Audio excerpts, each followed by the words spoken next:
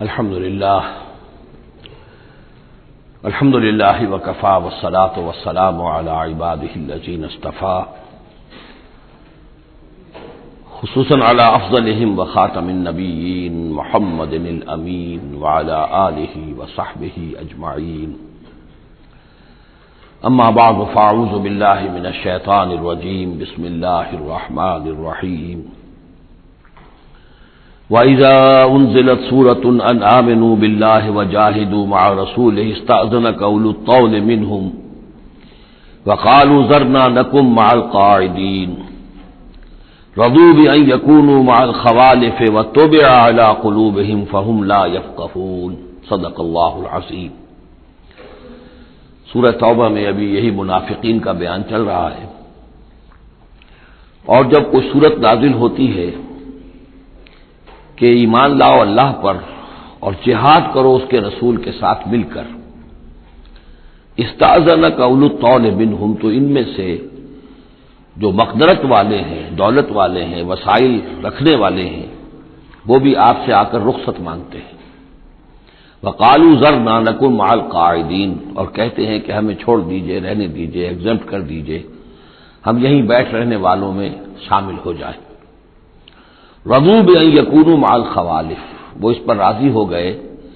کہ پیچھے رہنے والی عورتوں میں شامل کر دیے جائیں، یعنی جنگ کرنا مردوں کا کام ہے، اور خواتین کو چونکہ پیچھے بچے اور خواتین ظاہر بات ہے کہ گھروں میں رہ جانے والے تھے،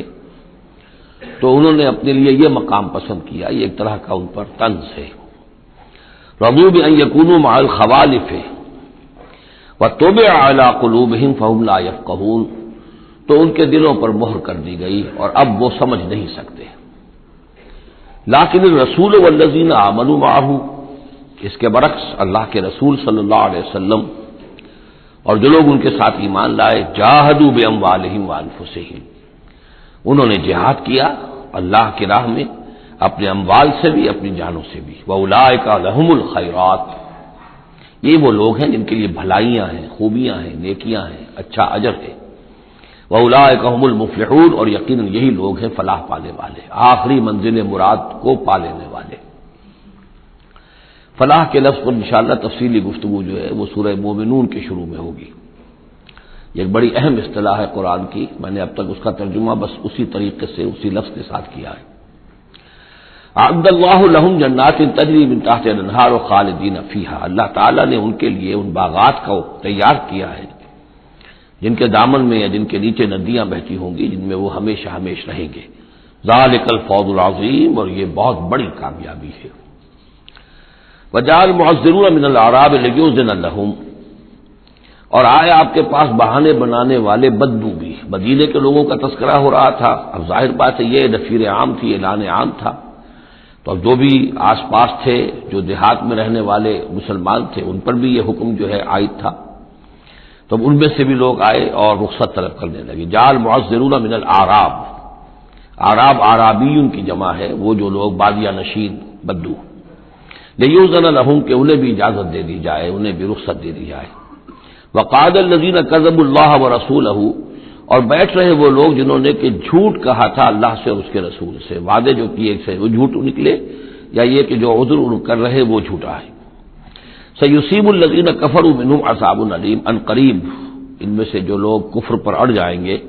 یا جو لوگ فی الواقع کفر کی حد کو پہنچ گئے ہیں، ان کے لیے دردناک عذاب ہے۔ لیس علی الضعفاء، کمزوروں کا معاملہ یہ نہیں ہے، ان پر کوئی ذمہ داری نہیں ہے، کوئی ملامت نہیں ہے، ضعیف ہوں، ولا علی المرضى، نہ ہی بیماروں پر، ولا علی الذین لا یجدون ما ينفقون، نہ ہی ان پر کہ جن کے پاس کچھ خرچ کرنے کے لیے نہیں ہے۔ آخر اتنا لمبا سفر کرنا ہے، تبوک تک جانا ہے، کوئی سواری چاہیے، 4 آدمیوں پر ایک اونٹ ہو، کچھ تو ہو، کہیں تو کچھ نہ کچھ تو ان کو سہارا ملے، ان کے پاس سامان نہیں ہے، پیسہ نہیں ہے۔ لا یجدون ما ينفقون، تو جو لوگ اپنے پاس کوئی اس کی مقدرت نہیں رکھتے اور ساز و سامان نہیں رکھتے، تو ان پر حرج نہیں ہے۔ لیسا علی الضعفاء حرج، یہ لیسا کے بعد جو ہے حرج یہاں آیا ہے، ان پر کوئی گناہ نہیں ہے، کوئی الزام نہیں ہے، کوئی ملامت نہیں ہے۔ اذا نصحوا للہ ورسولہ، جبکہ اللہ اور اس کے رسول کے ساتھ مخلص ہوں، دل میں اخلاص ہے، لیکن یہ کہ مجبوری فی الواقع ہے، کوئی ضعیف ہے، بہت بوڑھا ہے، کوئی بیمار ہے، کوئی بالکل یعنی بغیر کسی وسائل کے ہے، ما علی المحسنین من سبیل، ایسے جو محسن لوگ ہیں، جو جن کا دین جو ہے وہ یعنی درجہ احسان کو پہنچا ہوا ہو، ان کے لیے کوئی ملامت نہیں، ان کے اوپر کوئی گرفت نہیں۔ واللہ غفور الرحیم، اور اللہ غفور الرحیم ہے۔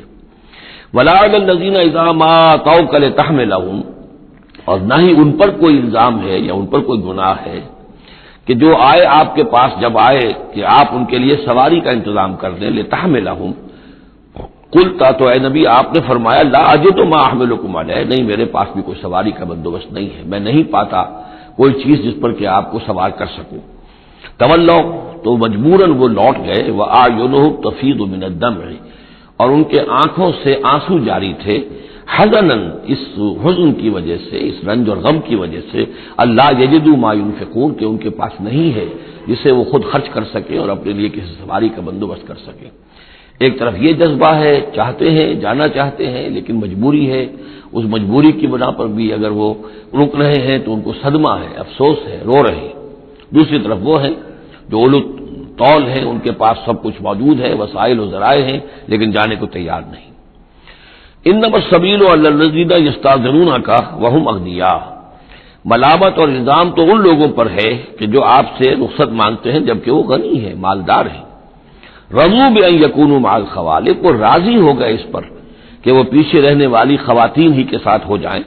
وطبع اللہ علی قلوبہم، اللہ نے ان کے دلوں پر مہر کر دی، فہم لا یعلمون، اور اب وہ صحیح علم سے بے بہرہ ہو چکے ہیں۔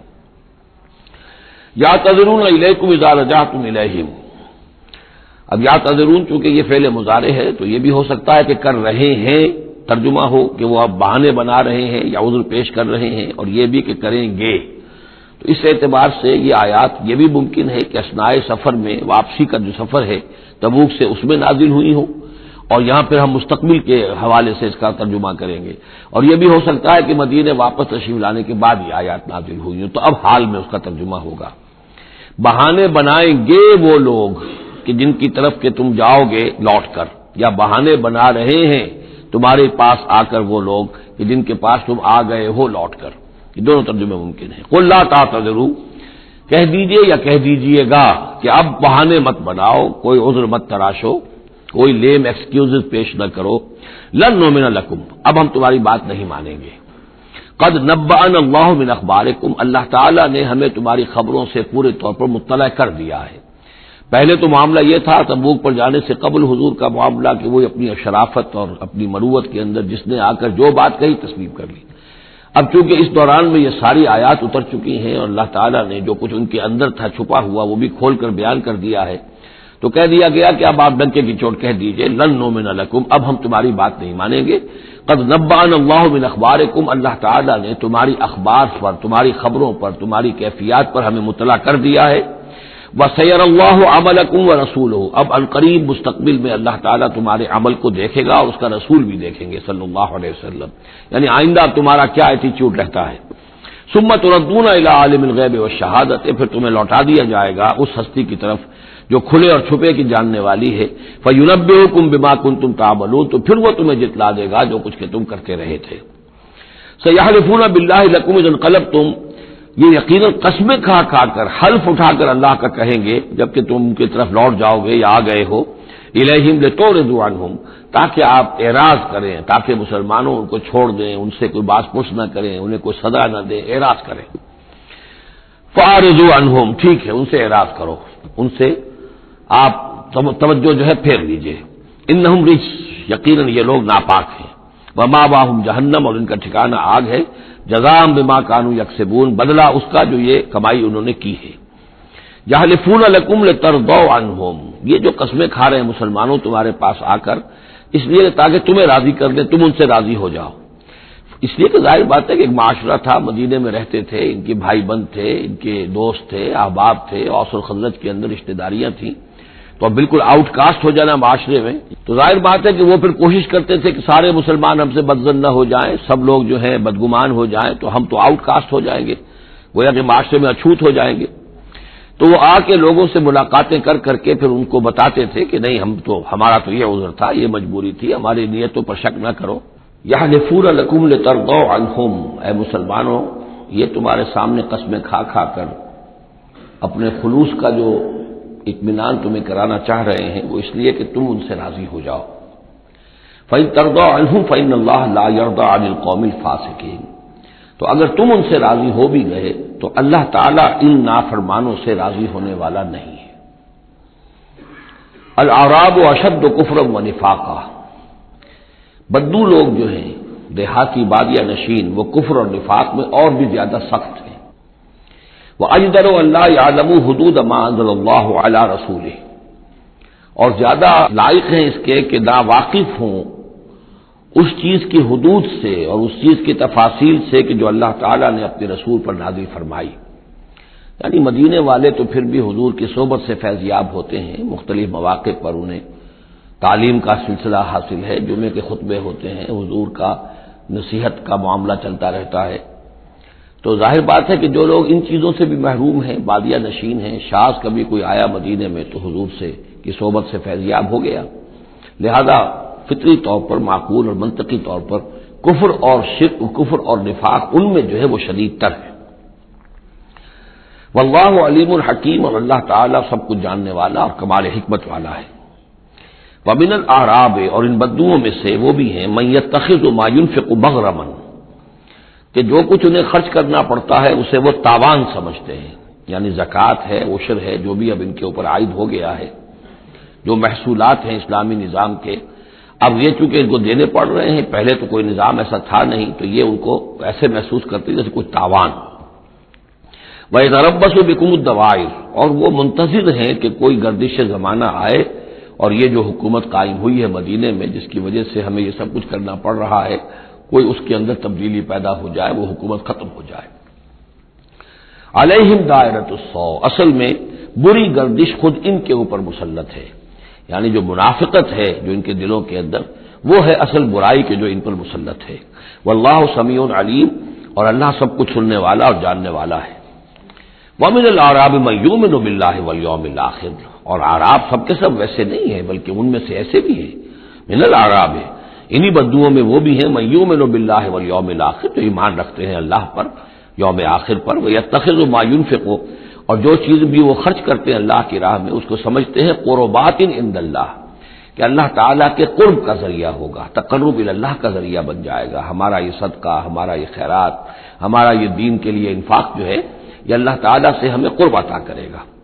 وصلوات الرسول، اور رسول صلی اللہ علیہ وسلم کی طرف سے عنایتیں ہوں گی اور ان کی دعائیں ہماری شامل حال ہو جائیں گی، گویا کہ صاحب ایمان بھی تھے ان بدوؤں میں، سب کے سب منافق ہی نہیں تھے۔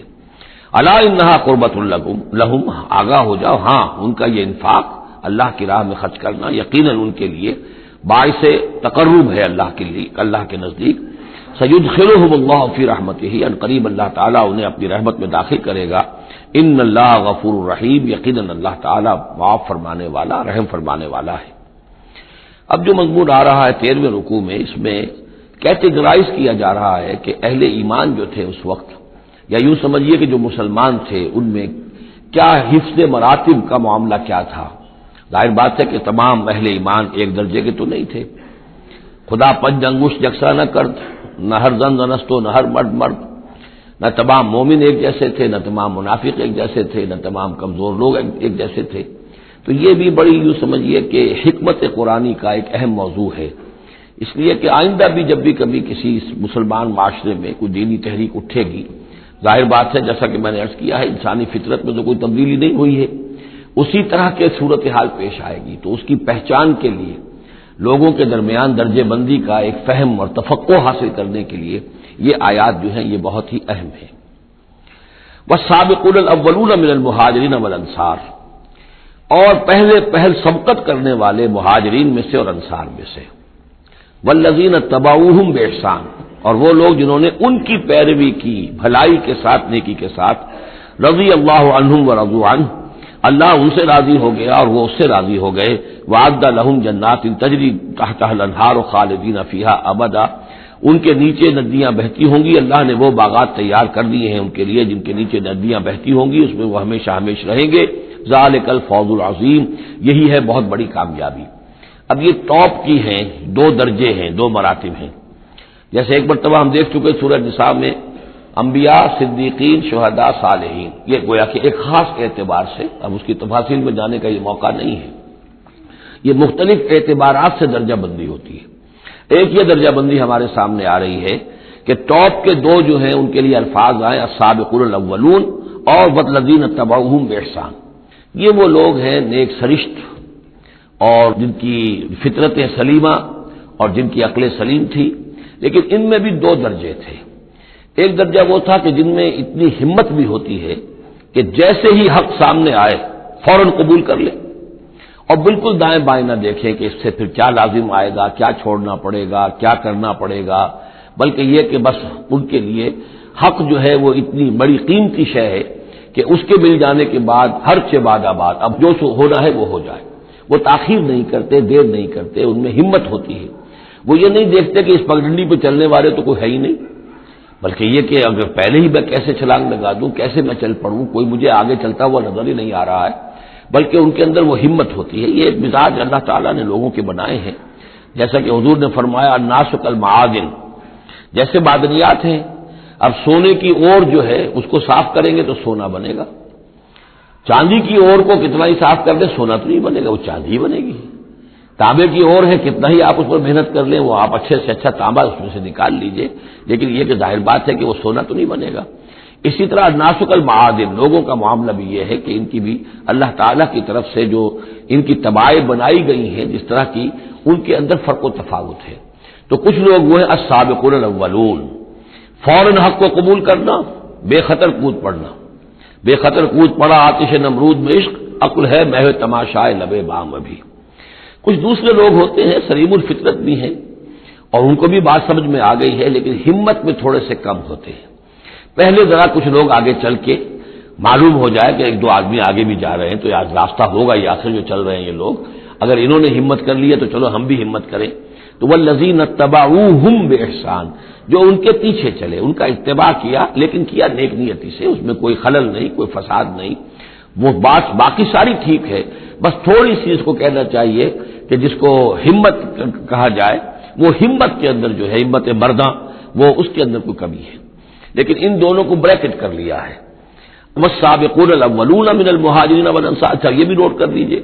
کہ انصار تو ایمان لائے 10-11 سال کے بعد۔ اب ظاہر بات ہے کہ متبعین باحسان جو مہاجرین کے ہیں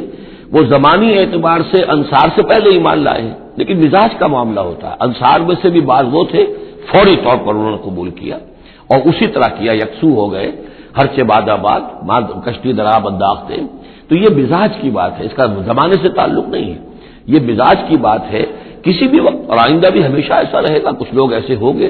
کہ جو حق کو قبول کرتے ہیں اور پھر قطعاً نہیں پرواہ کرتے، دائیں بائیں نہیں دیکھتے، کوئی آ رہا ہے یا نہیں آ رہا، کوئی ساتھ دے رہا ہے یا نہیں دے رہا ہے، کچھ نہیں، کوئی خطرات ہیں، کوئی مشکلات ہیں، کوئی مصائب آئیں گے، ہر چہ بعد آباد۔ کچھ لوگ ہیں جو ذرا دائیں بائیں دیکھ کر تھوڑا سا چلتے ہیں، ان کی ہمت جو ہے اتنی نہیں ہوتی۔ والسابقون الاولون من المہاجرین والانصار والذین اتبعوہم باحسان رضی اللہ عنہم ورضوا عنہ وأعد لهم جنات تجری تحتها الانہار خالدین فیہا ابدا ذلک الفوز العظیم وممن حولکم من الاعراب منافقون۔ اب یہ ایک طرف تو یہ ٹاپ کے دو اور ایک اب بالکل نیچے جا کر، اور جو لوگ تمہارے آس پاس آباد ہیں جو بدوؤں میں، جو بادیہ نشین ہیں، ان میں منافق ہیں، ومن اہل المدینہ، اور نہ صرف ان میں ہے اہل مدینہ میں بھی ہے۔ مردوا علی النفاق،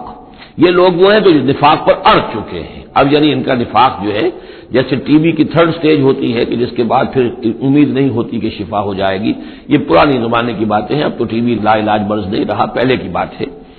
لیکن یہ ہے کہ یہ جو مرض ہے نفاق کا، ان کا تیسری سٹیج کو پہنچ چکا ہے۔ مردوا علی النفاق لا تعلمہم، آپ انہیں نہیں جانتے، نحن نعلمہم، ہم انہیں جانتے ہیں۔ سنعذبہم مرتین، ہم انہیں بار بار عذاب دیں گے۔ ان کے لیے تو عذاب روز کھڑا تھا، روز مطالبہ آتا تھا نکلو اللہ کی راہ میں، روز جھوٹ بولنا، روز قسمیں کھانی، روز کسی نہ کسی طریقے سے بہانے بنانا، ان کی زندگی ضیق میں تھی، یہ نہیں تھا کہ وہ اس طریقے سے آرام سے تھے۔ ثم یردون الی عذاب عظیم، اور پھر ان کو لوٹا دیا جائے گا ایک بہت بڑے عذاب کی طرف، وہ آخرت کا عذاب ہے۔ اس کے بعد اب درمیان میں پھر دو کیٹیگریز آ رہی ہیں، وہ لوگ کہ جو کچھ نیمے درو نیمے برو ہیں، منافق نہیں ہیں لیکن ہمت کی بہت کمی ہے، کچھ چلنا چاہتے بھی ہیں، کچھ نہیں چل پاتے ہیں، کچھ چلتے ہیں لیکن کبھی کبھی کسی سے غلطی بھی ہو جاتی ہے، کوئی ہمت بھی کرتے ہیں لیکن کبھی کوئی غلبہ ہو جاتا ہے، کوئی کسل ہو جاتا ہے، کوئی سستی طاری ہو جاتی ہے۔ اب ان کی کیٹیگری آ رہی ہے، لیکن ان کو بھی دو حصوں میں تقسیم کریں گے۔ وآخرون اعترفوا بذنوبہم، اور کچھ لوگ اور ہیں جو اپنے گناہوں کا اعتراف کرتے رہتے ہیں، اپنی کوتاہیوں کا، جھوٹ نہیں بولتے، جھوٹا بہانہ نہیں بناتے، جھوٹی قسم نہیں کھاتے، ہم سے خطا ہو گئی، ہم سے غلطی ہو گئی، واقعتاً ہم سے کوتاہی ہوئی ہے، واقعتاً ہم اپنے اہل و عیال کے اندر مصروف ہو کر اور اپنے فرائض کے ادا کرنے میں کوتاہی کا ثبوت دیتے رہے ہیں۔ یہ اعتراف، جب تک اعتراف ہوگا نفاق نہیں شمار ہوگا۔ جہاں جھوٹا بہانہ آنا شروع ہوا وہ نفاق ہے، اور جہاں جھوٹی قسم آ گئی وہ نفاق کی دوسری سٹیج ہے، اور اس کے بعد تیسری سٹیج یہ ہوتی ہے کہ اہل ایمان سے انہیں ضد ہو جاتی ہے، قد ہو جاتی ہے، دشمنی ہو جاتی ہے کہ یہ بے وقوف لوگ جو ہیں ان کی وجہ سے ہم پریشان ہو رہے ہیں، اگر یہ بھی ہماری طرح بیٹھ رہے تو ہمیں بھی کوئی پوچھے نہیں اور ہمارے اوپر بھی کوئی عتاب نہ آئے۔ یہ چونکہ فوراً وہ تو جیسے ہی آواز آئی اور یہ چل پڑتے ہیں، لہذا بجائے اس کے کہ ان کے بارے میں اچھے احساسات و جذبات ہوں کہ چلیے اللہ ان کو توفیق دے رہا ہے، بلکہ ان سے ایک دشمنی اور ایک ان کے دلوں کے اندر عداوت پیدا ہو جاتی ہے۔ وہ ہے نفاق۔ یہ اور کیٹیگری ہے کہ جو نفاق سب سے نیچے کر لیجئے اور سب سے اوپر وہ دو ہیں، والسابقون الاولون من المہاجرین والانصار والذین اتبعوہم بإحسان۔ اب ان کے درمیان میں یہ دو سٹیجز ہیں۔ وآخرون اعترفوا بذنوبہم، اور کچھ لوگ اور ہیں جنہوں نے اپنی کوتاہیوں کا، اپنی تقصیر کا اعتراف کیا۔ خلطوا عملا صالحا وآخر سیئا، انہوں نے کچھ گڑبڑ کیا ہوا ہے، نیک کام بھی کرتے ہیں، اثار بھی کرتے ہیں، انفاق بھی کرتے ہیں، لیکن یہ کہ کبھی کوئی غلط کام بھی کر بیٹھتے ہیں، کوئی بری حرکت بھی سرزد ہو جاتی ہے۔ عسى الله ان يتوب عليهم، اللہ تعالیٰ امید دلاتا ہے کہ اللہ تعالیٰ ان کی توبہ کو قبول فرمائے گا اور ان کی توبہ جو ہے ان کو توبہ کی توفیق دے گا۔ ان اللہ غفور الرحیم، یقینا اللہ تعالیٰ غفور اور رحیم ہے۔ اس میں شان نزول کے اعتبار سے ایک روایت بھی ہے، حضرت ابو لبابہ تھے رضی اللہ تعالیٰ عنہ اور ان کے کچھ ساتھی تھے، ان سے غزوہ تبوک کے موقع پر یہ کوتاہی ہو گئی کہ کثرت کی وجہ سے اور مال اور دنیا میں اپنے مصروفیات اور مشاغل کی وجہ سے نہیں جا سکے، لیکن یہ ہے کہ ان کو شدید فوراً ہی احساس ہو گیا کہ ان سے تو بہت بڑی غلطی ہوئی ہے، بڑی خطا ہو گئی ہے، بڑی کوتاہی ہوئی ہے،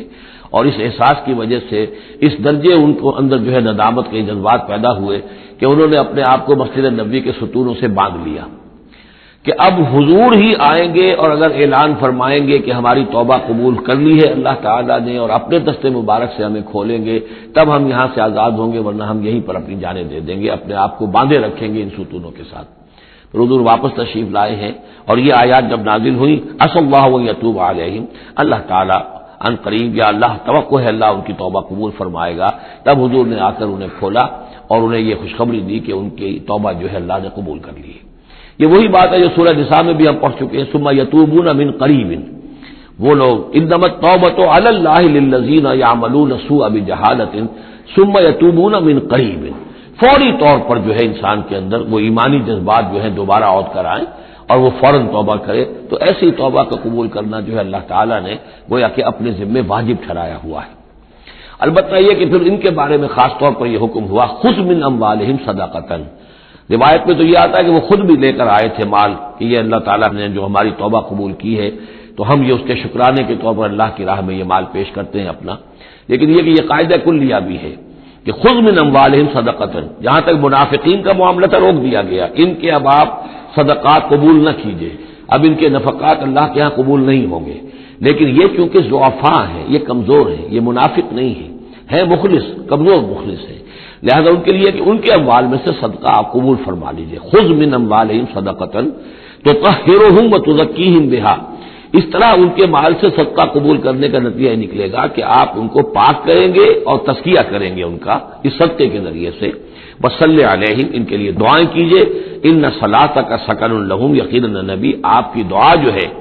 ان کے حق میں وہ بہت ہی سکون بخش ہے کہ انہیں یہ خیال ہو کہ ہم سے جو خطا ہوئی تھی ہم نے بھی استغفار کیا، توبہ کی ہے، اور اللہ کے رسول بھی ہمارے لیے دعا کر رہے ہیں۔ واللہ سمیع علیم، اور اللہ سب کچھ سننے والا اور جاننے والا ہے۔ الم یعلموا ان اللہ هو يقبل التوبۃ عن عبادہ، کیا وہ نہیں جانتے کہ اللہ تعالیٰ اپنے بندوں کی توبہ قبول فرماتا ہے؟ وَيَأْخُذُ الصَّدَقَاتِ، اللہ تعالیٰ بندوں کے صدقات قبول کرتا ہے۔ یعنی اللہ کا احسان ہے. صدقہ وہ شے ہے، خیرات وہ شے ہے حضور نے اپنے اوپر حرام کی، اپنی اولاد پر حرام کی ہے. اللہ تعالیٰ کی وہ شان ہے، وہ الغنی ہے، لیکن وہ کہتا ہے میں تو قبول کرتا ہوں. میرے دین کے لیے تم خرچ کرتے ہو، میرے لیے میری رضا جوئی کے لیے خرچ کرتے ہو، تو میں تو تمہارے صدقات کو قبول کرتا ہوں. فرمایا کہ الم یعلموا ان اللہ هو يقبل التوبۃ عن عباده ويأخذ الصدقات، وہ صدقات قبول فرما لیتا ہے. وان اللہ هو التواب الرحیم، اور وہ تو بہت ہی توبہ کا قبول فرمانے والا اور بہت رحم فرمانے والا ہے. وقل اعملوا، لیکن ساتھ ہی آپ ان کو، وہی جو کمزور لوگ تھے، کہہ دیجئے، یہ بھی کہہ دیجئے اعملوا، اب دیکھو عمل کرو، اب محنت کرو، اثر نو کمر کسو، پہلے سے بڑھ کر افسر فروشی اور جاں فشانی ہونی چاہیے. فَسَيَرَى اللَّهُ عَمَلَكُمْ وَرَسُولُهُ، تو آئندہ اللہ بھی اور اس کے رسول بھی تمہارے عمل کو دیکھیں گے،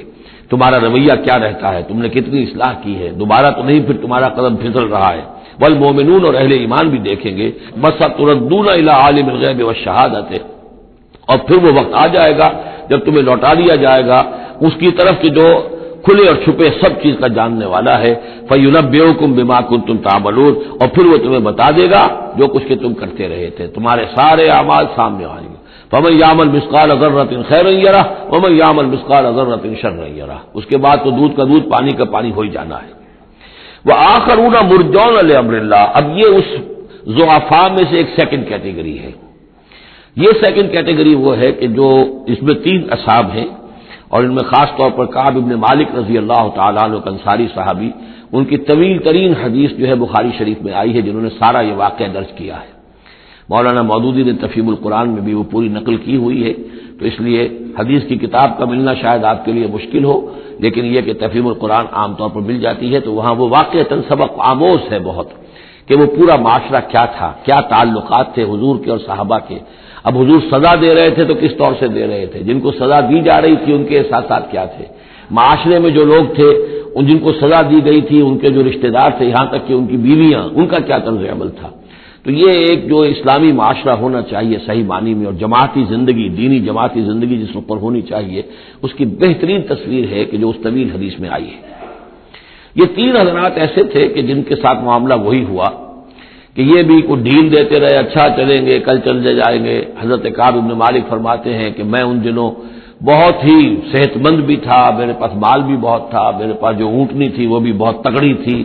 اور میں نے کہا چند دن اور حضور تو چلیں گے 30,000 کا لشکر لے کر، تو ظاہر بات ہے رفتار جو ہے کم ہوگی، تم ابھی اور گھر میں ٹھنڈی چھاؤں جو ہے گھر کی اور اپنے باغ کی اور اپنے جو ہے آرام کر لو، پھر تیزی کے ساتھ دوڑتے ہوئے جا کے حضور سے مل جانا. اب شیطان جو ہے اسی طریقے سے تعویق کراتا ہے، تاخیر کراتا ہے، تاکہ یہ کہ پھر ہوتے ہوتے اچانک ایک دن محسوس ہوا کہ اب تو چاہے میں کتنا ہی تیز دوڑوں میں حضور سے نہیں مل سکتا، بس وہ ہاتھ پاؤں ڈھیلے پڑ گئے. لیکن یہ کہ اس کے بعد بھی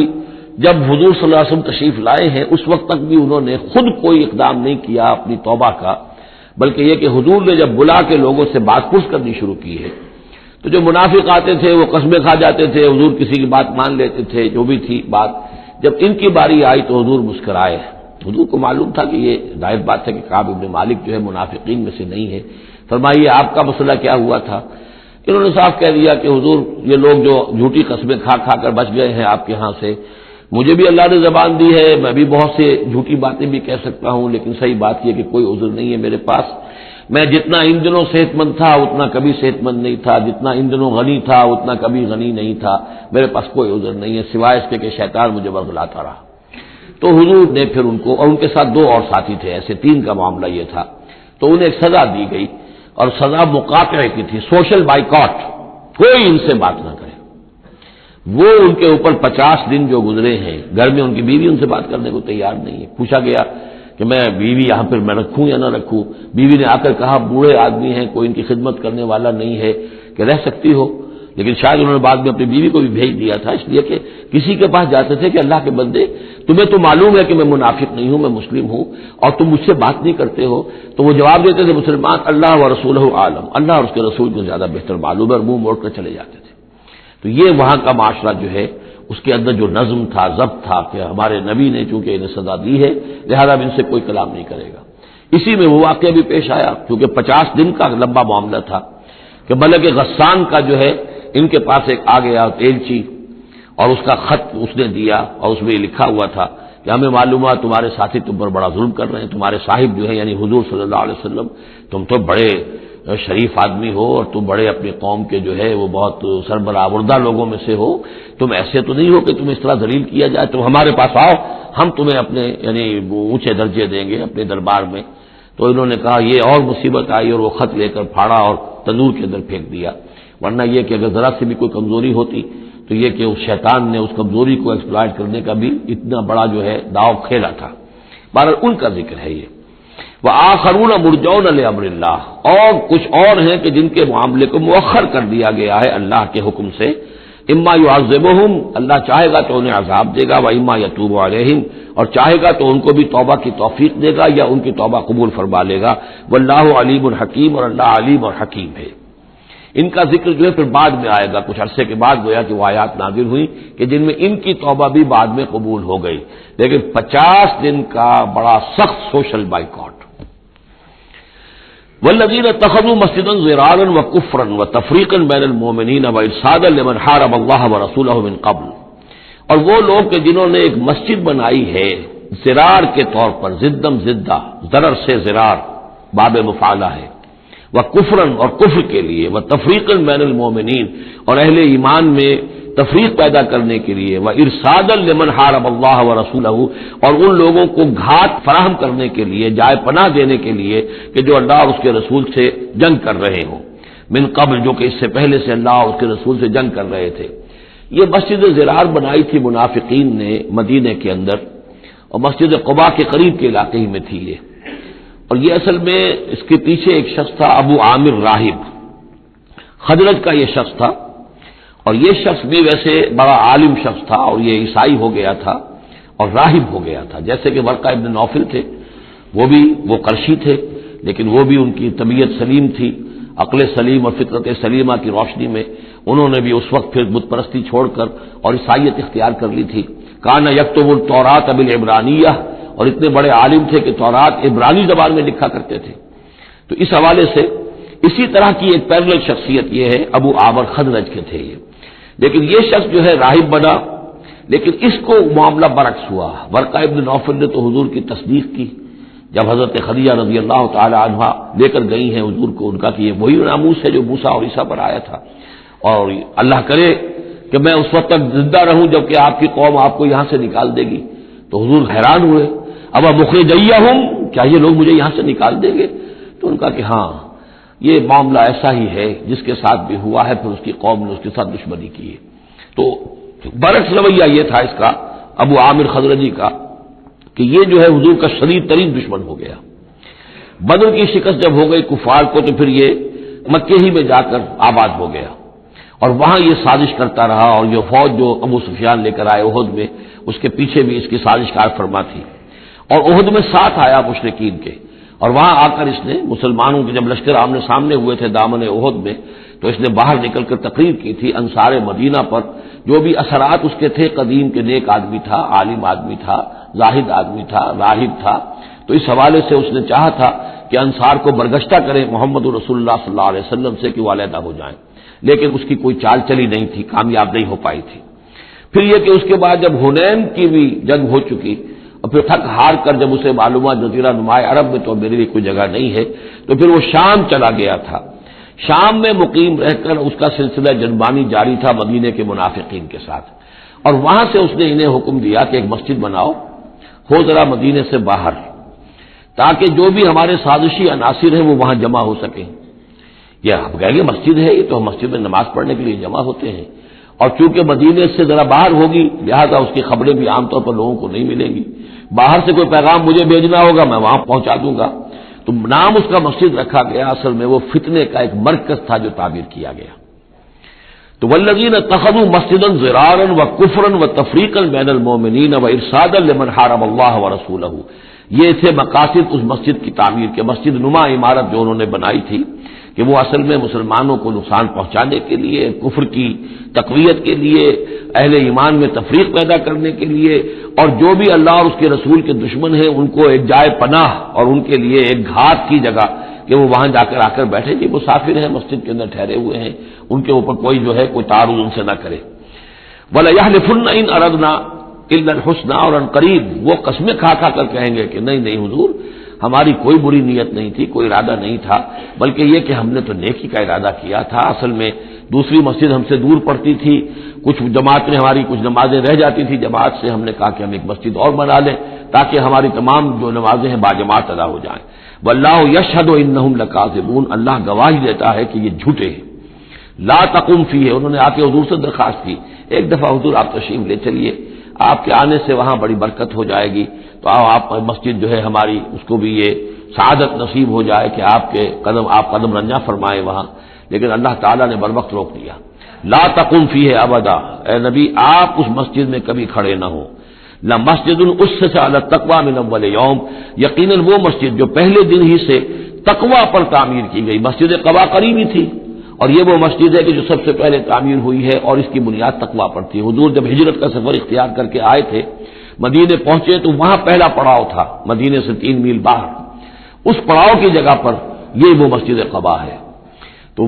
مسجد اسس علی التقوی من اول یوم، پہلے دن سے جو مسجد جو ہے تقوی پر جس کی بنیاد رکھی گئی، احق ان تقوم فیہ، وہ زیادہ حقدار ہے، مستحق ہے اس کی کہ آپ اس میں کھڑے ہوں، اس میں نماز پڑھیں۔ فیہ رجال یحبون ان یتطہروا، اس میں وہ لوگ ہیں کہ جن کو بڑی پسند ہے یہ بات کہ وہ بہت پاک رہیں، بہت پاک رہیں۔ واللہ یحب المطہرین، اور اللہ تعالیٰ کو ایسے لوگ بہت پسند ہیں کہ جو بہت زیادہ پاکی کو پسند کرتے ہوں۔ ان سے پوچھا گیا پھر مسجد قباء والے مسلمانوں سے کہ آپ لوگوں کی وہ کون سا وصف ہے آپ کا جس کی وجہ سے اللہ تعالیٰ نے اتنی مدح فرمائی ہے کہ یہ بڑے متطہرین ہیں، مطہرین، اور اللہ ان کو پسند کرتا ہے؟ تو انہوں نے فرمایا کہ ہم قضاء حاجت کے بعد ڈھیلے بھی استعمال کرتے ہیں، پھر پانی سے بھی طہارت کرتے ہیں۔ تو یہ دونوں طریقے سے وہ اپنا استنجا جو ہے وہ پوری طریقے سے کرتے تھے، اسی کو سمجھا گیا ہے کہ اللہ تعالیٰ نے اس کی تعریف فرمائی ہے۔ فیہ رجال یحبون ان یتطہروا واللہ یحب المطہرین، افمن اسس بنیانہ علی تقوی من اللہ ورضوان، تو کیا بھلا وہ کہ جس نے اپنی بنیاد رکھی ہو اپنی عمارت کی تقوی پر، اللہ کی طرف سے اور اس کی رضا پر، وہ بہتر ہے ام من اسس بنیانہ، یا وہ کہ جس نے اپنی تعبیر کی بنیاد رکھی ہے علی شفا جرف ہار،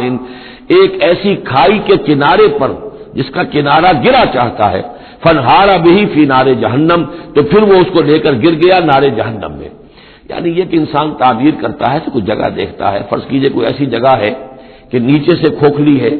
آپ نے دیکھا ہوگا بعض جگہ دریاؤں کے کناروں کے اوپر کہ نیچے سے لیکن اوپر کنارہ چلا آ رہا ہے، اب اس کنارے کے اوپر جو ہے جس کے نیچے سپورٹ نہیں ہے، کوئی تعبیر کرے گا تو تعبیر کہاں جائے گی؟ وہ تو ظاہر بات ہے کہ وہ دریا میں گر جائے گی۔ تو اصل میں یہ جو تدبیریں ہوتی ہیں منافقین کی، ان کی مثال ایسے ہے کہ جہنم کے کنارے کے اوپر یہ خشکی ہے، اس کا کنارہ باہر نکلا ہوا ہے، اس پر یہ اپنی تعمیر کر رہے ہیں، ظاہر بات ہے کہ وہ کنارہ بھی ڈھہ جائے گا اور ان کو اور ان کی تعمیر کو لے کر جہنم میں جا گرے گا۔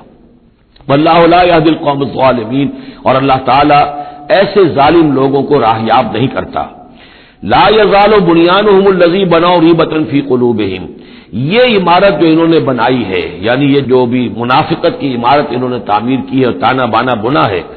یہ عمارت جو انہوں نے بنائی ہے اب رہے گی ان کے دلوں میں، شکوک و شبہات پیدا کیے رکھے گی، الا ان تقطع قلوبہم، الا یہ کہ ان کے دل کے ٹکڑے کر دیے جائیں۔ اس کو یوں سمجھیے کہ اگر فرض کیجئے کسی کے جسم میں کینسر بہت پھیل گیا ہو تو ظاہر بات آپریشن نہیں ہو سکتا، کیا کریں گے آپ؟ پورے جسم کے ٹکڑے کر دیں گے؟ وہ تو اس ٹیشو میں بھی ہے، اس ٹیشو میں بھی ہے، اس ٹیشو میں بھی ہے، وہاں بھی پہنچ گیا، یہاں بھی پہنچ گیا ہے، اب ممکن نہیں۔ تو اسی طریقے سے ان کے دلوں کے اندر اس کی جڑیں اتنی گہری جا چکی ہیں منافقت کی کہ ان کے دلوں سے منافقت کی جڑیں نکل ہی نہیں سکتی، الا یہ کہ دل کے ٹکڑے ٹکڑے کر دیے جائیں، دل ریشہ ریشہ کر دیا جائے تو جو آپ جڑیں نکال لیں، ورنہ اس کے بغیر ممکن نہیں ہے۔ یعنی اس درجے راسخ ہو چکے ہیں۔ لا یزال بنیانہم الذی بنوا ریبۃ فی قلوبہم الا ان تقطع قلوبہم واللہ علیم حکیم، اللہ تعالی علیم اور حکیم ہے۔ ان اللہ اشتری من المؤمنین انفسهم واموالهم بان لهم الجنہ، یہ دو آیات پھر بہت اہم آ گئی ہیں۔ یقیناً اللہ نے خرید لی ہے اہل ایمان سے ان کی جانیں بھی اور ان کے مال بھی، اس قیمت پر کہ ان کے لیے جنت ہے۔ یقاتلون فی سبیل اللہ، یہ ہے بیع و شراء جو ایک صاحب ایمان کی اللہ کے ساتھ ہو جاتی ہے۔ ان اللہ اشتری، صاحب ایمان بیچتا ہے، اللہ خریدتا ہے۔ ان اللہ اشتری من المؤمنین انفسهم واموالهم بان لهم الجنہ یقاتلون فی سبیل اللہ، وہ جنگ کرتے ہیں اللہ کی راہ میں، فیقتلون ویقتلون، تو قتل کرتے بھی ہیں قتل ہوتے بھی ہیں۔ 70 قتل کر دیے انہوں نے قرشی میدان بدر میں، 70 شہید ہو گئے دامن احد میں۔ وعدن علیہ حقا، یہ وعدہ اللہ کے ذمے ہے، ثابت ہے، پختہ ہے، قائم ہے، یعنی جنت انہیں اللہ دے کر رہے گا۔ اس میں اصل میں جو بین السطور کا یہ یا جو بھی جو پس منظر میں ہے وہ یہ ہے کہ ایک سودا ہوتا ہے نقد، آپ نے مال دیا اور قیمت لے لی، بات ختم ہو گئی۔ یہ جو اللہ کے ساتھ سودا ہے یہ ادھار ہے، یہاں سب کچھ لگا دو، خرچ کر دو، جان مال تن من دھن لگا دو، آخرت میں ملے گی جنت۔ جنت یہاں نہیں ہے، جنت وہاں ہے۔ تو چونکہ ادھار کا سودا ہے اس پر دل میں کچھ نہ کچھ دغدغہ رہتا ہے۔ نو نقد نہ تیرا ادھار والی جو مثال ہے کہ 9 نقد نہ تیرا ادھار کی 13 سے بہتر ہے کہ 9 جو نقد ملتے ہیں وہ لے لیے جائیں۔ تو اس حوالے سے جو ہے انسانی کمزوری بربنائے طبع بشری اس کے اندر ایک دغدغہ رہتا ہے، اس کو اب کس زور کے ساتھ اس کی نفی کی جا رہی۔ وعدن علیہ حقا، کوئی شک نہ کرو یہ وعدہ ہے اس کے ذمے حق ثابت، فی التوراۃ والانجیل والقرآن، اور اللہ کی طرف سے اس وعدے کی توثیق 3 دفعہ ہو چکی ہے، تورات میں ہوئی، انجیل میں ہوئی، قرآن میں ہوئی۔ ومن اوفی بعہدہ من اللہ، اور اللہ سے بڑھ کر اپنے عہد کا وفا کرنے والا کون ہوگا؟ فاستبشروا ببیعکم الذی بایعتم بہ، پس خوشیاں مناؤ، جشن مناؤ اس بیع پر جو تم نے کی ہے۔ اب یہاں ایک لفظ اور آ گیا، بایعتم بہ، آپس میں جو سودا کیا ہے، مبایعت باب مفاعلہ، با یبیع بیچنا، یہ ثلاثی مجرد ہے، اور یہ جو ہے بیعت بنتی ہے بایا یبایع، آپس میں کوئی سودا کر لینا۔ تو فاستبشروا ببیعکم الذی بایعتم بہ، بس خوشیاں مناؤ اس بیع پر جس کا سودا تم نے اپنے اللہ سے کیا ہے۔ یہیں سے لفظ بیعت نکلا ہے۔ بیعت کیا ہے؟ ایک بندہ اللہ کے حوالے کرتا ہے اپنے آپ کو، لیکن چونکہ اللہ تعالیٰ تو سامنے خود موجود نہیں ہے، اس وقت اللہ کے رسول تھے، تو بیعت ہو رہی ہے اصل میں تو اللہ سے، بیع اللہ سے ہے اور بیعت رسول اللہ سے ہو رہی ہے صلی اللہ علیہ وسلم۔ دست مبارک اللہ کا نہیں ہے بلکہ اللہ کے رسول کا ہے۔ البتہ ایک جگہ ہم جا کر دیکھ لیں گے کہ فرمایا گیا کہ ایک تیسرا ہاتھ اور بھی ہے، انویزیبل ہاتھ، غیر مرئی ہاتھ اللہ کا بھی ہے، ید اللہ فوق ایدیہم، اللہ کا ہاتھ ان کے ہاتھوں کے اوپر ہے۔ تو یہ بیع ہے، یہ سودا ہے، یہ ایمان کا لازمی تقاضا ہے۔ ان اللہ اشتری من المؤمنین انفسهم واموالهم بان لهم الجنہ یقاتلون فی سبیل اللہ فیقتلون ویقتلون وعدا علیہ حقا فی التوراۃ والانجیل والقرآن ومن اوفی بعہدہ من اللہ فاستبشروا ببیعکم الذی بایعتم بہ وذلک هو الفوز العظیم۔ اور یہی ہے بہت بڑی کامیابی۔ اللہ تعالی ہم میں سے ہر ایک کو یہ توفیق دے کہ اللہ کے ساتھ یہ بیع و شرا ہم کریں، اللہ کے ساتھ سودا کریں اور اللہ تعالیٰ کے ہاتھ اپنے جانیں اور مال بیچ دیں۔ اب اس کا جو ظہور ہوگا انسانی شخصیت میں وہ کیا ہے؟ یہ آیت بھی بڑی ہی گمبھیر اور بڑی جامع آیت ہے، بہت جامع آیت ہے۔ اس میں 9 الفاظ آئے ہیں، التائبون العابدون الحامدون السائحون الراکعون الساجدون الآمرون بالمعروف والناہون عن المنکر والحافظون لحدود اللہ وبشر المؤمنین۔ توبہ کرنے والے، اللہ کی پرستش اور بندگی کرنے والے، اللہ کی حمد اور تعریف کرنے والے، دنیاوی آسائشوں سے لا تعلق رہنے والے، سائحون پچھلے زمانے میں ہوتا تھا بنباس لینے والے، چلے جانے والے، شہروں کو چھوڑ کر چلے جاتے تھے لوگ جنگلوں کے اندر، لیکن ہمارے ہاں اسلام میں اب سیاحت نہیں رہی ہے، رہبانیت ختم کر دی گئی ہے۔ البتہ روزے داروں پر اطلاق ہوتا ہے، مہاجرین پر، مجاہدین پر جو اللہ کی راہ میں نکلے ہوتے ہیں وہ بھی گویا کہ ان کے مشابہ ہو جاتے۔ لا رہبانیت فی الاسلام الا الصوم، لا رہبانیت فی الاسلام الا الجہاد فی سبیل اللہ۔ الراکعون رکوع کرنے والے، الساجدون سجدہ کرنے والے، اور پھر 3 الفاظ وہ ہیں کہ جو ایک عملی جد و جہد، باقی سارے اوصاف تو اپنے ہیں، ذاتی ہیں، لیکن اس سے جو متعدی ہونا ہے، معاشرے کے ساتھ انہیں جو معاملہ کرنا ہے، جو بھی اب اس دعوت و تحریک کے لیے جو عمل کرنا ہے، الآمرون بالمعروف نیکی کا حکم دینے والے، والناہون عن المنکر بدی سے روکنے والے، اور سب سے زیادہ جامع لفظ آیا حافظون لحدود اللہ، اللہ کے حدود کی حفاظت کرنے والے۔ گویا کہ خدائی فوجدار بن کر کھڑے ہو جانے والے کہ یہ اللہ کے حدود ہیں، ہم پامال نہیں کرنے دیں گے، ہم انہیں توڑنے نہیں دیں گے۔ یہ ہے وہ در حقیقت کے جو منہج انقلاب نبوی کے ضمن میں اس دور میں جو ایک اجتہاد کی ایک ضرورت ہے کہ جو بھی آخری مرحلہ ہوگا جبکہ وہ سارے مراحل طے ہو چکے ہوں تو اس میں نہیں منکر بالید کہ ہم حدود اللہ کو اب نہیں ٹوٹنے دیں گے اور ہم پوری طاقت کے ساتھ حفاظت کریں گے اللہ کی حدود کی، اور جو بھی منکرات ہیں ان کو روکیں گے۔ وبشر المؤمنین، اور اے نبی ان اہل ایمان کو آپ بشارت دے دیجئے، اللہم ربنا اجعلنا منہم۔ ما کان للنبی والذین آمنوا ان یستغفروا للمشرکین ولو کانوا اولی قربی، اور یہ نبی کے لیے اور نہ ہی اہل ایمان کے لیے یہ روا ہے کہ وہ استغفار کریں، بخشش چاہیں مشرکین کے لیے، خواہ وہ ان کے قرابت دار ہوں، ولو کانوا اولی قربی من بعد ما تبین لہم، اس کے بعد کہ ان کے لیے یہ بات واضح ہو چکی ہو انہم اصحاب الجحیم کہ وہ لوگ جہنمی ہیں۔ وما کان استغفار ابراہیم لابیہ الا عن موعدۃ وعدھا ایاہ، اور نہیں تھا استغفار کرنا ابراہیم کا اپنے والد کے حق میں مگر ایک وعدے کی بنیاد پر کہ جو انہوں نے اس سے کیا تھا جب گھر سے نکالا ہے باپ نے، یہ ہم سورہ مریم میں پڑھیں گے، تو اس وقت وعدہ کر کے نکلے تھے ساستغفر لک ربی انہ کان بی حفیہ، وہ وعدہ نبھاتے رہے، اور وہ نبھاتے اس لیے رہے کہ امید تھی کہ جب تک وہ زندہ تھا باپ کہ شاید اللہ تعالیٰ اس کو ہدایت دے دے اور یہ ایمان پر آ جائے، لیکن جب اس کی موت واقع ہو گئی تو انہوں نے استغفار بند کر دیا، اس لیے کہ اب ثابت ہو گیا کہ وہ در حقیقت کفر کے اوپر اڑا رہا اور موت جب واقع ہو گئی تو اب تو توبہ کا دروازہ بند ہو چکا۔ فلما تبین لہ انہ عدو للہ، اور جب ان پر یہ بات روشن ہو گئی، واضح ہو گئی کہ وہ تو اللہ کا دشمن ہے، تبرأ منہ، تو ان سے تبرئی کیا اور ان سے اعلان بیزاری کر دیا۔ ان ابراہیم لأواہ حلیم، یقیناً ابراہیم تو بہت درد دل تھے اور بہت ہی حلیم الطبع تھے۔ وما کان اللہ لیضل قوما بعد اذ ھداھم، اور یہ اللہ کی شان نہیں ہے، اللہ کا یہ طریقہ نہیں ہے کہ وہ کسی قوم کو گمراہ کر دے اس کے بعد کہ انہیں ہدایت دی ہو، حتی یبین لہم ما یتقون، جب تک کہ واضح نہ کر دے جس چیز سے بچنا چاہیے، یعنی جب تک یہ آیت قرآن میں نہیں اتری تھی اگر کسی مسلمان نے اپنے کسی مشرک باپ یا ماں کے لیے دعا کی ہے تو اللہ نے اس کے لیے معافی کا اعلان کر دیا کہ چونکہ اس بات سے ابھی تک تمہیں آگاہ نہیں کیا گیا تھا کہ اہل ایمان کے لیے رواج نہیں ہے کہ مشرکین کے لیے استغفار کریں، تو جب تک یہ حکم نہیں آ گیا تھا جو بھی اگر کسی نے کیا ہے تو اللہ تعالیٰ اس پر کوئی بات پوچھ نہیں کرے گا۔ ما کان اللہ لیضل قوما بعد اذ ھداھم حتی یبین لہم ما یتقون، جب تک کہ واضح نہ کر دیا جائے کہ ان چیزوں سے آپ کو بچنا ہے۔ ان اللہ بکل شیء علیم، یقیناً اللہ تعالیٰ ہر شے کا جاننے والا ہے۔ ان اللہ لہ ملک السماوات والارض، یقیناً اللہ ہی کے لیے ہے آسمانوں اور زمین کی بادشاہی، یحیی و یمیت، وہی زندہ رکھتا ہے، وہی موت وارد کرتا ہے۔ ما لکم من دون اللہ من ولی ولا نصیر، اور تمہارے لیے کوئی نہیں ہے، کوئی نہ حمایتی اور نہ کوئی مددگار اللہ کے سوا۔ لقد تاب اللہ علی النبی والمہاجرین والانصار، اللہ تعالیٰ مہربان ہوا، شفقت فرمائی اللہ تعالیٰ نے اپنے نبی پر بھی صلی اللہ علیہ وسلم، والمہاجرین اور مہاجرین پر، والانصار اور انصار پر، الذین اتبعوہ فی ساعۃ العسرۃ، جنہوں نے ان کا ساتھ دیا، ان کی پیروی کی، ان کا اتباع کیا بڑی مشکل وقت میں۔ یہ اسرہ جو ہے اس کو کہا جاتا ہے تبوک کو جیش الاسرہ، بہت ہی تنگی تھی،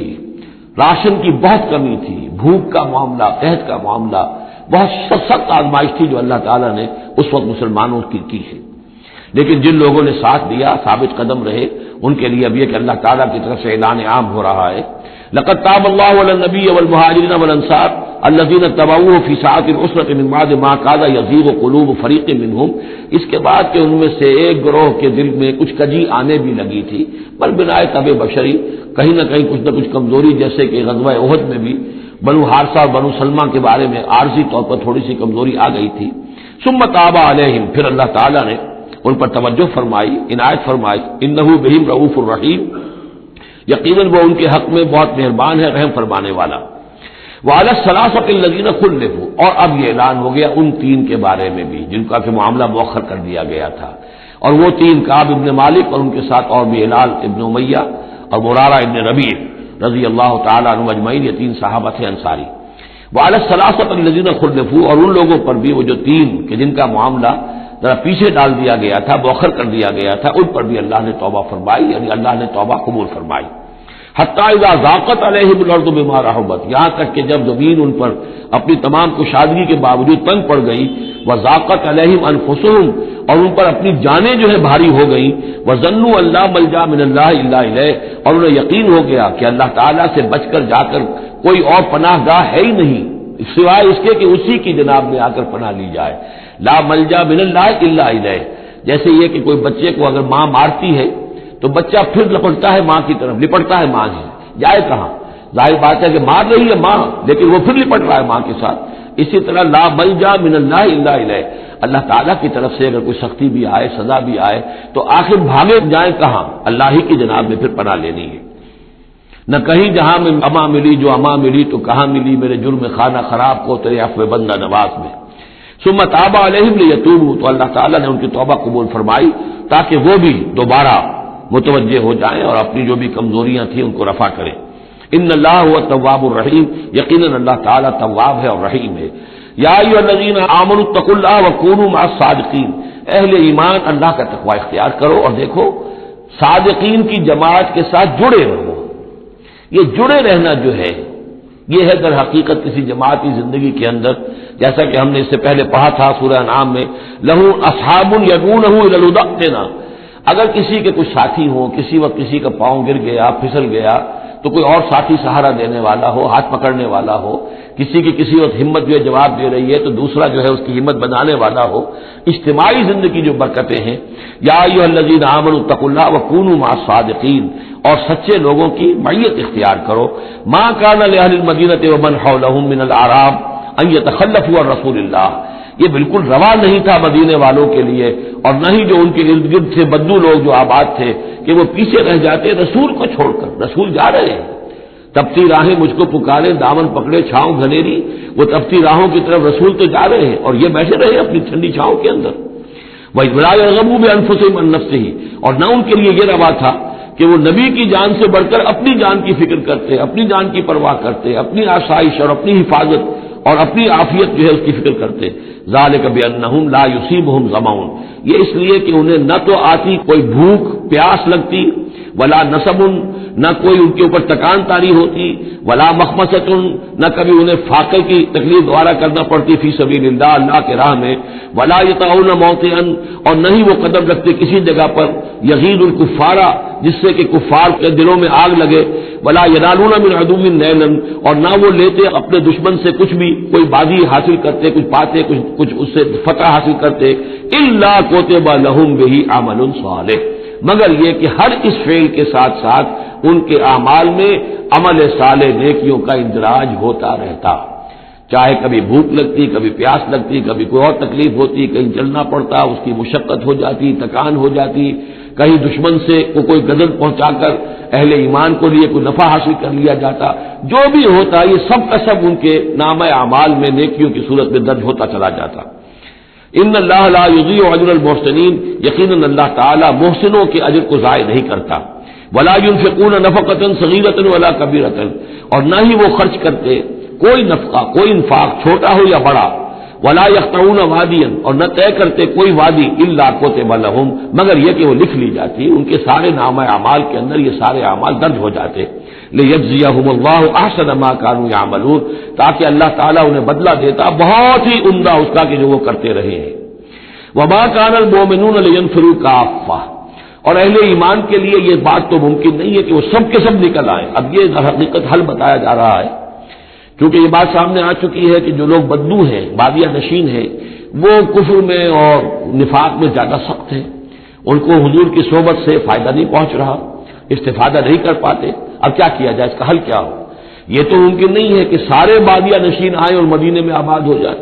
ما كان المؤمنون لينفروا كافة، سب کے سب اپنے اپنے علاقوں کو چھوڑیں اور آ جائیں مدینے میں، تو اب کیا شکل ہوگی؟ فلولا نفر من كل فرقة طائفة منهم طائفة، تو کیوں نہ نکلے ہر ایک جماعت میں سے ایک گروہ، ایک حصہ، لیتفقهوا فی الدین، وہ آئیں حضور کی خدمت میں رہیں، تفقہ فی الدین حاصل کریں، دین کا فہم، دین کی سمجھ حاصل کریں۔ وَلَيُنذِرُوا قَوْمَهُمْ إِذَا رَجَعُوا إِلَيْهِمْ، اور پھر جب جائیں اپنی قوم کی طرف واپس تو اپنی قوم کو بھی خبردار کریں، لَعَلَّهُمْ يَحْذَرُونَ، تاکہ وہ بھی بچیں۔ یعنی یہ ایک ہدایت کر دی گئی کہ اب تمام لوگ جو ہیں اس طریقے سے نظام بنایا جائے کہ لوگ آیا کریں گروہ در گروہ، اور یہاں مدینے میں حضور کے پاس قیام کریں، ان کی تربیت ہو، تعلیم ہو، ان کو سمجھایا جائے، سکھایا جائے، پڑھایا جائے، پھر وہ جائیں اور اپنے اپنے علاقوں میں جا کے لوگوں کے اندر اسی تعلیم کو عام کریں۔ یا ایھا الذین آمنوا قاتلوا الذین یلونکم من الکفار، اے اہل ایمان جنگ کرو ان کافروں سے جو تمہارے ساتھ ملحق ہیں۔ اصل میں یہ چونکہ اب حضور صلی اللہ علیہ وسلم کی جو دعوت کا بین الاقوامی یا عالمی یا آفاقی دور ہے اس کا آغاز ہو چکا ہے، اب اس کو بڑھنا ہے، تو یہاں حکم دیا جا رہا ہے جو دارالاسلام کی سرحد یہاں ہے تو جو کافر یہاں بستے ہیں ان سے قتال کرو، پھر وہ سرحد آگے چلی جائے گی تو اگلوں کے ساتھ قتال کرو۔ یہ قتال جاری رہنا ہے تا آ کے پوری دنیا پر اللہ کا دین غالب ہو جائے۔ جیسے کہ وہ قتال جاری رہا قاتلوہم حتی لا تکون فتنۃ ویکون الدین کلہ للہ، جیسے جزیرہ نما عرب کی حد تک قتال کے جاری رکھنے کا حکم تھا کہ جب تک جزیرہ نما عرب سے کفر اور شرک کا خاتمہ نہیں ہو جاتا اور اللہ کا دین وہاں غالب نہیں ہو جاتا یہ جنگ جاری رہے گی۔ اب معاملہ یہ ہے کہ حضور صرف عرب کے لیے نہیں بھیجے گئے تھے بلکہ پوری دنیا کے لیے، لہذا اب اس کے لیے یہ اعلان عام ہے، چارٹر ہے، اسی پر عمل کرتے ہوئے فوجیں نکلی ہیں۔ ورنہ جیسا کہ میں نے کئی مرتبہ عرض کیا ہے، ایرانیوں نے تو کہا بھی تھا کہ ہمارے اوپر کیوں تم چڑھ کر آ گئے، یہ اللہ کا حکم ہے۔ یا ایھا الذین آمنوا قاتلوا الذین یلونکم من الکفار ولیجدوا فیکم غلظہ، اور چاہیے کہ وہ تمہارے اندر سختی محسوس کریں، نرمی نہ پائیں، سختی محسوس کریں۔ وَاعْلَمُوا أَنَّ اللَّهَ مَعَ الْمُتَّقِينَ، اور جان لو کہ اللہ تعالیٰ متقیوں کے ساتھ ہے۔ وَإِذَا مَا أُنزِلَتْ سُورَةٌ فَمِنْهُم مَّن يَقُولُ أَيُّكُمْ زَادَتْهُ هَٰذِهِ إِيمَانًا، اور جب کوئی سورت نازل ہوتی ہے تو وہ کہتے ہیں آپس میں، پھر منافقین کا تذکرہ ہو رہا ہے، بھائی کس کے ایمان میں اضافہ ہو گیا اس سورت سے، استہزاء کے انداز میں، کیونکہ یہ بات کہی گئی ہے جب وہ آیات سنتے ہیں اللہ کی تو ان کے ایمان میں اضافہ ہوتا ہے، تو اب وہ تبصر کرتے تھے۔ وَإِذَا نَزَلَتْ سُورَةٌ أُنزِلَتْ سُورَةٌ، جب کوئی سورت نازل کی جاتی ہے، فَمِنْهُمْ، تو ان میں سے وہ لوگ بھی ہیں جو کہتے ہیں مَن يَقُولُ أَيُّكُمْ زَادَتْهُ هَٰذِهِ إِيمَانًا، اس سورت کے آنے سے تم میں سے کس کس کے ایمان میں اضافہ ہو گیا۔ فَأَمَّا الَّذِينَ آمَنُوا فَزَادَتْهُمْ إِيمَانًا، تو واقعتاً جو ایمان والے ہیں ان کے ایمان میں یقیناً اضافہ ہوا ہے۔ وَهُمْ يَسْتَبْشِرُونَ، اور وہ خوش ہوتے ہیں، خوشیاں مناتے ہیں، اللہ نے مزید آیات اتاری ہیں، اللہ نے ہمارے ایمان کو اور جلا بخشی ہے۔ وَأَمَّا الَّذِينَ فِي قُلُوبِهِم مَّرَضٌ، رہ گئے وہ لوگ کہ جن کے دلوں میں روگ ہے، فَزَادَتْهُمْ رِجْسًا إِلَىٰ رِجْسِهِمْ، تو ان کے جو گندگی پہلے سے ہے ان آیات کے نزول کے بعد بھی ان کی گندگی ہی میں اضافہ ہوتا ہے۔ وَمَاتُوا وَهُمْ كَافِرُونَ، اور وہ مرتے ہیں اسی حال میں کہ وہ کافر ہوتے ہیں۔ أَوَلَا يَرَوْنَ أَنَّهُمْ يُفْتَنُونَ فِي كُلِّ عَامٍ مَرَّةً أَوْ مَرَّتَيْنِ، کیا یہ منافق دیکھتے نہیں ہیں کہ ہر سال ان کو آزمایا جا رہا ہے، ایک بار یا دو بار، کوئی نہ کوئی مرحلہ آ جاتا ہر سال، کوئی قتال کا مرحلہ آ گیا، کوئی اور آزمائش آ گئی۔ ثم لا يتوبون ولا هم يذكرون، اس کے باوجود نہ یہ توبہ کرتے ہیں اور نہ ہی نصیحت اخذ کرتے ہیں۔ وَإِذَا مَا أُنزِلَتْ سُورَةٌ نَظَرَ بَعْضُهُمْ إِلَىٰ بَعْضٍ، اور جب کوئی سورت نہیں اترتی ہے جس میں قتال کا ذکر بھی ہو جائے تو پھر وہ ایک دوسرے کو دیکھتے ہیں، نَظَرَ بَعْضُهُمْ إِلَىٰ بَعْضٍ، کدنکھیوں سے، آنکھوں میں اشارے کرتے ہیں، هَلْ يَرَاكُم مِّنْ أَحَدٍ، تمہیں کوئی دیکھ تو نہیں رہا، ثم انصرفوا، پھر وہ وہاں سے کھسک جاتے ہیں۔ صرف اللہ قلوبہم، اصل میں اللہ تعالیٰ نے ان کے دلوں کو پھیر دیا ہے، بأنہم قوم لا یفقہون، اس لیے کہ ان کے دل تفقہ سے خالی ہیں۔ اب یہ جو دو آیتیں ہیں یہ قرآن مجید کی عظیم ترین آیات میں سے ہیں۔ لقد جاءکم رسول من انفسکم، لوگوں دیکھو آ گیا ہے تمہارے پاس ہمارا رسول صلی اللہ علیہ وسلم، تم ہی میں سے ہے، انسان ہے، بنی نوع بشر میں سے ہے۔ عزیز علیہ ما عنتم، اور مسلمانوں جو تم پر کوئی بات مشکل کی ہوتی ہے وہ ان پر بھی بڑی بھاری گزرتی ہے۔ حریص علیکم، تمہارے حق میں بہت حریص ہے، سارے خیر، ساری خوبیاں، ساری بھلائیاں اللہ تمہیں دے دے۔ بالمومنین رؤوف الرحیم، اور اہل ایمان کے حق میں وہ شفیق بھی ہیں، رحیم ہیں، مہربان ہیں۔ فإن تولوا، پھر بھی اگر وہ منہ پھیر لے، فقل، تو اے نبی کہہ دیجئے، حسبی اللہ، میرے لیے اللہ کافی ہے، لا الہ الا ہو، اس کے سوا کوئی معبود نہیں، علیہ توکل، تو میں نے اس پر توکل کیا ہے، وہو رب العرش العظیم، اور وہ بہت بڑے عرش کا رب ہے، وہ عرش جو اس کا ہمارے تصور کے اندر آ ہی نہیں سکتا، رب العرش العظیم، بڑے عرش والا مالک ہے۔ بارک اللہ لی ولکم فی القرآن العظیم ونفعنی وإیاکم بالآیات والذکر الحکیم۔